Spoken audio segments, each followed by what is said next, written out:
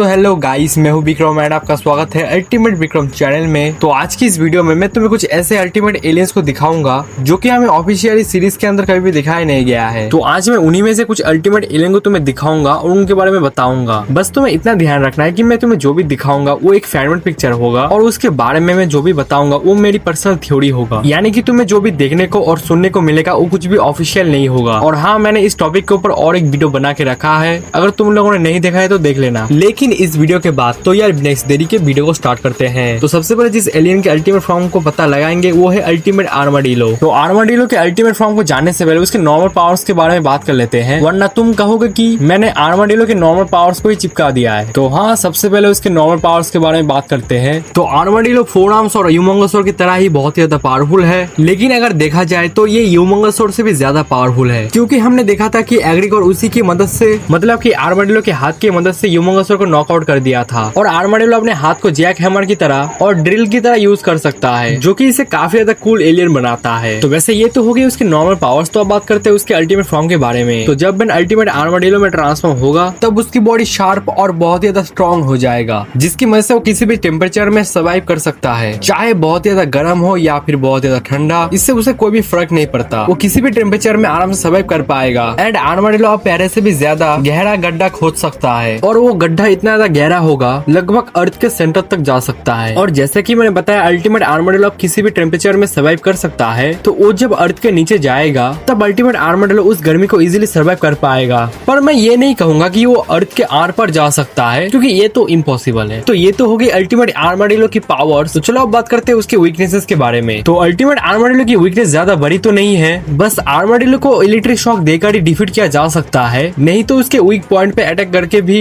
उसे डिफीट किया जा सकता है। तो ये तो होगी अल्टीमेट आर्माडिलो की पावर्स एंड वीकनेसेस। तो अब जिस एलियन के अल्टीमेट फॉर्म को जानने वाले हैं वो है एक्सेलरेट। तो अल्टीमेट एक्सेलरेट की पावर्स को जानने से पहले उसके नॉर्मल पावर्स को पता लगाते हैं। तो यार एक्सेलरेट बैंडन क्लासिक का सबसे फास्टेस्ट एलियन है, और ये इतना ज्यादा तेज है कि ये पानी के ऊपर भी चल सकता है और बवंडर भी बना सकता है। एक्सेलरेट किसी भी चीज को बहुत ही तेजी से काट सकता है और बहुत ही तेजी से किसी के ऊपर लात घुसे बरसा सकता है, बहुत तेजी से सोच भी सकता है, दीवारों पे भी चढ़ सकता है, और उसकी रिफ्लेक्सेस बहुत ही अच्छी खासी है। तो ये थी एक्सेलरेट की नॉर्मल पावर्स। तो चलो अब बात करते हैं उसके अल्टीमेट फॉर्म के बारे में। तो जब अल्टीमेट एक्सेलरेट में ट्रांसफॉर्म होगा तब उसकी बॉडी पूरी तरीके से चेंज हो जाएगा, और अब अल्टीमेट एक्सेलरेट के पास पहले से भी ज्यादा स्पीड होगा, जिससे वो लाइट के स्पीड में ट्रैवल कर सकता है। और अब अल्टीमेट एक्सेलरेट इसी पावर का यूज करके टाइम ट्रैवल भी कर सकता है, बिल्कुल फ्लैश की तरह, जैसे कि वो टाइम ट्रैवल करता है। एंड अब उसका माइंड पहले से भी ज्यादा तेज काम करेगा। और पहले एक्सेलरेट की जो वीकनेस थी इलेक्ट्रिक शॉक, लेकिन अब अल्टीमेट एक्सेलरेट के ऊपर इलेक्ट्रिक शॉक का कोई भी असर नहीं करेगा, क्योंकि उसकी बॉडी पहले से भी ज्यादा स्ट्रॉन्ग होगा, जिससे वो इलेक्ट्रिक शॉक को इजीली सर्वाइव कर सकता है। तो ये थी अल्टीमेट एक्सेलरेट की पावर्स एंड एबिलिटीज। तो चलो अब उसके वीकनेसेस के बारे में पता लगाते हैं। तो अगर मैं अल्टीमेट एक्सेलरेट की वीकनेसेस के बारे में बात करूं तो जो उसका वीकनेस है वो है उसका स्पीड। तो अगर मैं अल्टीमेट एक्सेलरेट की स्पीड को कंट्रोल नहीं कर पाया तो वो एक लूप में फंस जाएगा,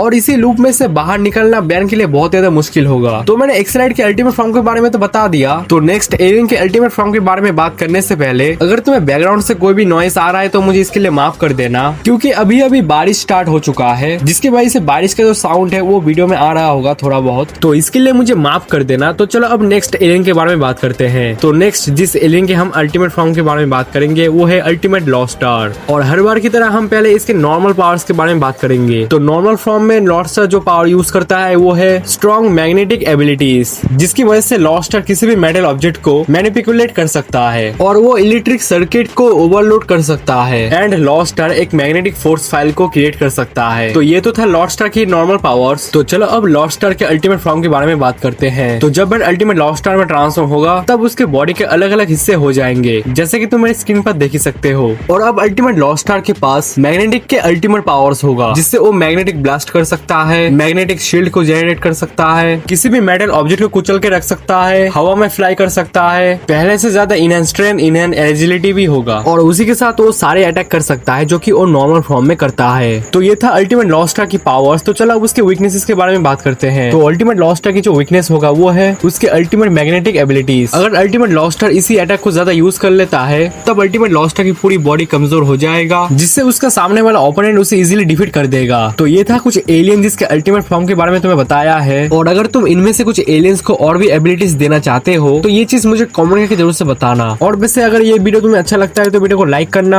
चैनल पर नए हो तो सब्सक्राइब करना। तो मैं मिलता हूँ तुम लोगों से मेरे नेक्स्ट वीडियो में, तब तक के लिए bye bye, thanks for watching. और हाँ, इसके नेक्स्ट पार्ट को भी देख लेना।